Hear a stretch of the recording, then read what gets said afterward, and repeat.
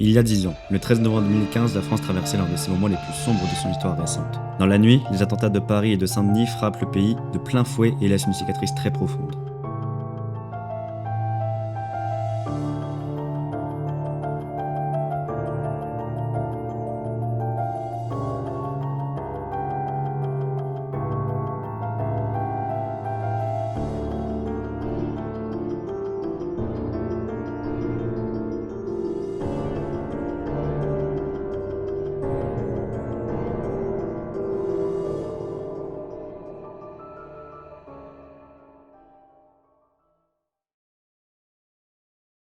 Dans cette période de trouble, toute la vie publique ralentit et s'arrête. Mais pas seulement la nation, le sport automobile national fut très touché. Dans ce film, nous allons retracer les bouleversements dans le monde du sport automobile après ces terribles attentats.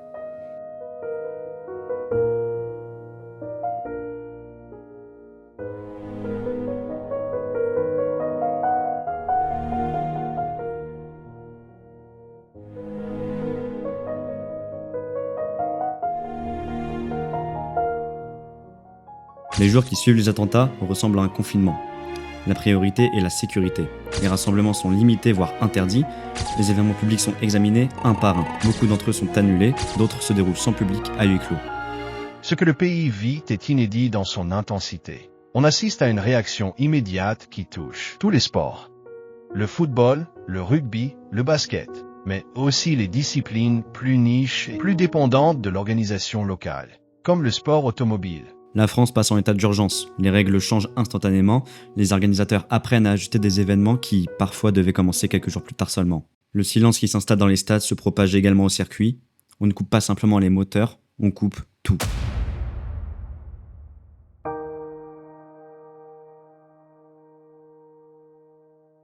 Le premier impact du 13 novembre se voit dans les agendas. Les salons automobiles prévus quelques jours ou semaines après les attentats disparaissent du calendrier.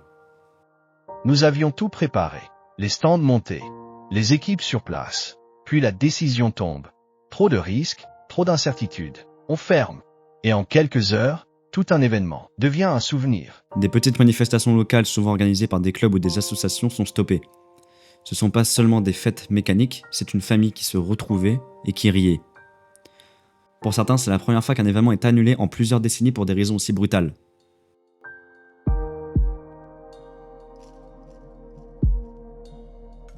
Dans les semaines suivantes, les circuits français se transforment comme des petites frontières. Les contrôles se multiplient, les sacs sont inspectés à l'entrée, les entrées sont surveillées, parfois même les forces de l'ordre s'occupent de faire des barrages routiers. Avant, tout était déjà organisé. Mais on savait gérer. Après novembre, nous avons dû réécrire nos procédures, ajouter du personnel, former les équipes, revoir les plans d'évacuation. Chaque course devenait un exercice de vigilance. Pour les spectateurs, c'est une nouvelle manière d'arriver sur un circuit. En procédant à des nouveaux rituels très embêtants, on passe plus de temps à l'entrée que sur le circuit, il y a plus de règles, mais peu s'en plaignent. La passion reste intacte, seulement enveloppée d'une prudence hors norme.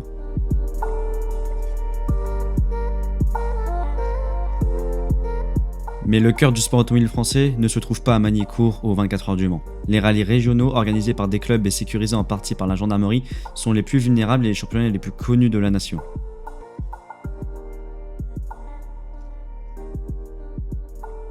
Après les attentats, les forces de l'ordre sont réaffectées vers des missions prioritaires. Des zones entières sont redirigées, les organisateurs se retrouvent parfois sans l'encadrement nécessaire. Certains rallyes sont reportés, d'autres annulés. Le calendrier se bouscule comme un château de cartes. Les équipes locales, souvent bénévoles, absorbent les informations et le choc au mieux.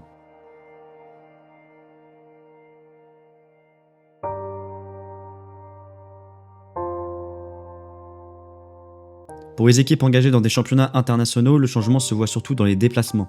Les aéroports sont devenus beaucoup plus stricts, les cargaisons sont inspectées avec minutie, les véhicules d'assistance passent par davantage de contrôles. Même les paddocks deviennent des lieux plus contrôlés. L'accès y est limité, les badges sont tous vérifiés, les zones réservées au public se transforment. Les fouilles sont plus poussées, les campings sont surveillés. L'Automobile Club de l'Ouest, propriétaire du circuit du Mans, renforce ces dispositifs et communique largement pour assurer les dizaines de milliers de spectateurs. La minute de silence juste avant une course prouve que le championnat et les pilotes ont du respect pour les victimes et les familles.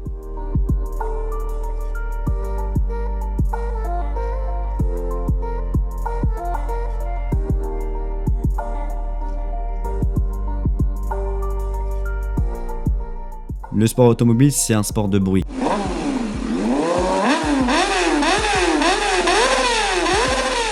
De vibration et de vitesse. Mais après le 13 novembre, il a dû réussir à combiner bruit et silence. Les minutes de silence deviennent fréquentes.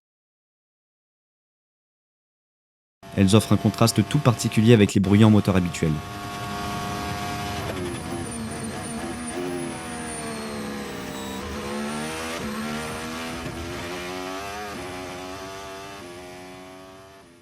Avec le temps, les mesures temporaires deviennent des habitudes ancrées dans le sport. Ce qui était exceptionnel à la base devient une normalité.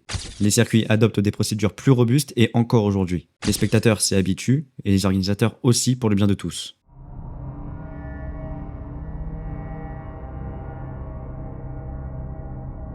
Le sport automobile n'a pas été au centre des événements du 13 novembre. Pourtant, il en a ressenti beaucoup de conséquences. Il a dû se réorganiser, se protéger et se réinventer. Mais comme toujours, il a fini par retrouver la piste, non pas en oubliant, mais en avançant avec des procédures exceptionnelles aujourd'hui devenues des habitudes.